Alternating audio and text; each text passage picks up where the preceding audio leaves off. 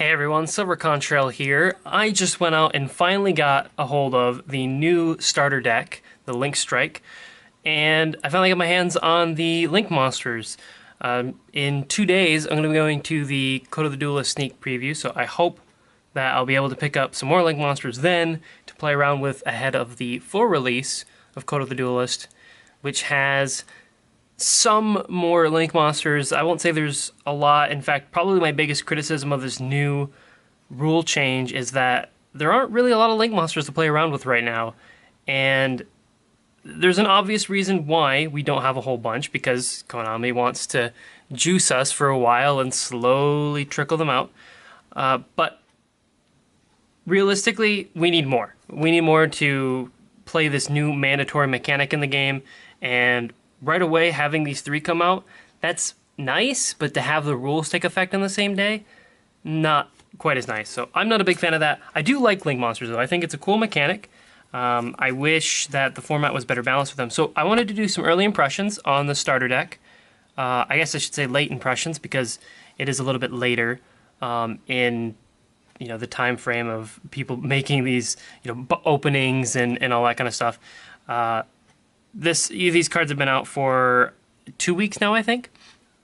I just haven't had a chance to actually go physically pick them up yet. Although, obviously I've known what they've done for a while. I really like Decode Talker. I know I've spoken about this card a few times in my other articles, or excuse me, not my articles, but my other videos. Decode Talker is really strong. Like, it's got a really good monster effect, provided you have things linked to it on your side of the field. And I think in general, this is a card we're going to see come back to play multiple times with the format.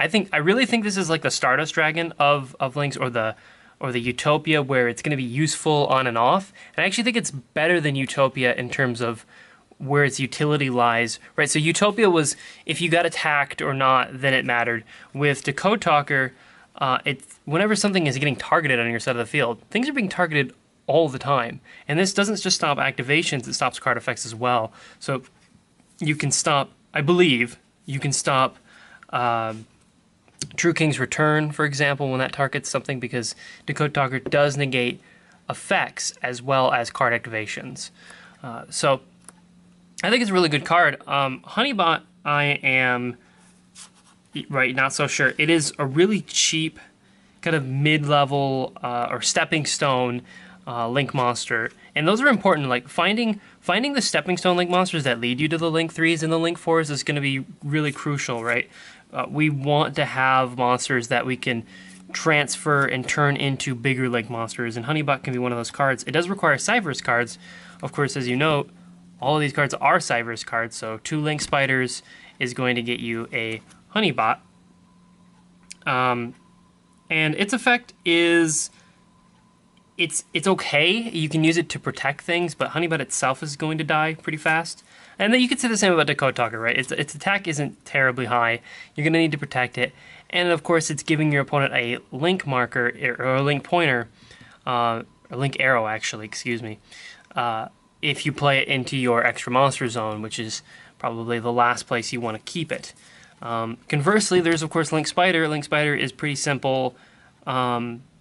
It's a stepping stone monster, and that's what it does, unless you're playing like a boatload of normals for some reason, which you might, for example, with Star Grails, or excuse me, World Challenge, Chalice. I really like Link Spider. I think everybody knows, by now that, right, you can make Decode Talker using Link Spiders, starting with just a single Gofu, right? You special summon the Gofu and you have no monsters, you get your 2 tokens, you turn your first token into a Decode Talker, you turn your second one, or excuse me, not into a Decode Talker, but a Link Spider, you turn your second one into another Link Spider, and then you take all 3 and you turn them into your Decode Talker,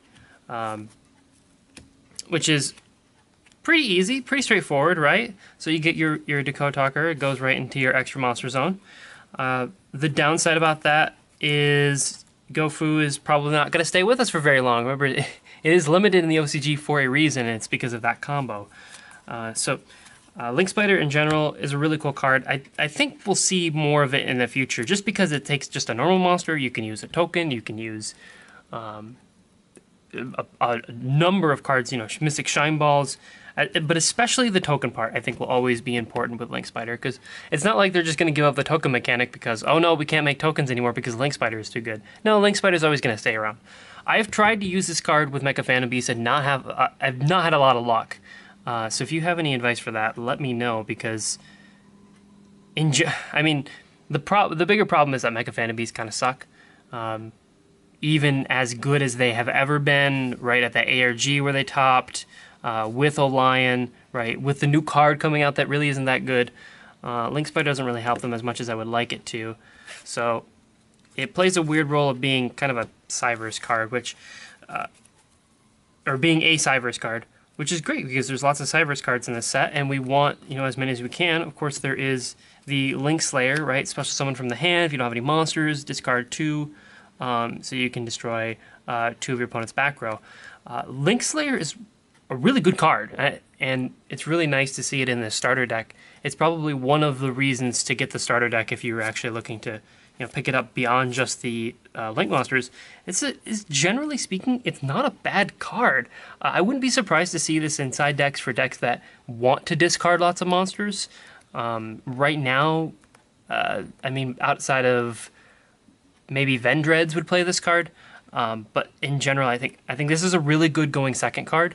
The downside is if you get negated, it sucks. You know, you don't want to get hit with Solemn Strike when you activate the effect, because then you're out 2 cards. And then we have the rest of the Cyverse lineup, which is not too bad. Of course, we've got Ram Clouder here.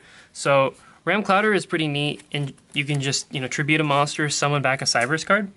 I was wanting to play this card with tokens. It seemed to make sense to play this alongside some sort of token engine. Like, again, Mecha Phantom Beast comes to mind. Tokens that you can tribute for card effects, you can bring things back from the graveyard. But because it brings things back from the graveyard and nowhere else, that does kind of suck. Instead, probably the better card for this entire deck is Draconet? I'm not really sure how to pronounce it. Which, of course, summons the normal monster from the deck that is 1 level 2 or lower. So most of the time, if you're thinking about playing this card to make the 1-card Honeybot, of course you're going to get Bitron, because it's the only target as that we have right now, to, you know, make Honeybot right away, and then possibly step up from there. Hopefully step up from there, right? If you open up with like Link Slayer and Draconet, that gets you to Decode Talker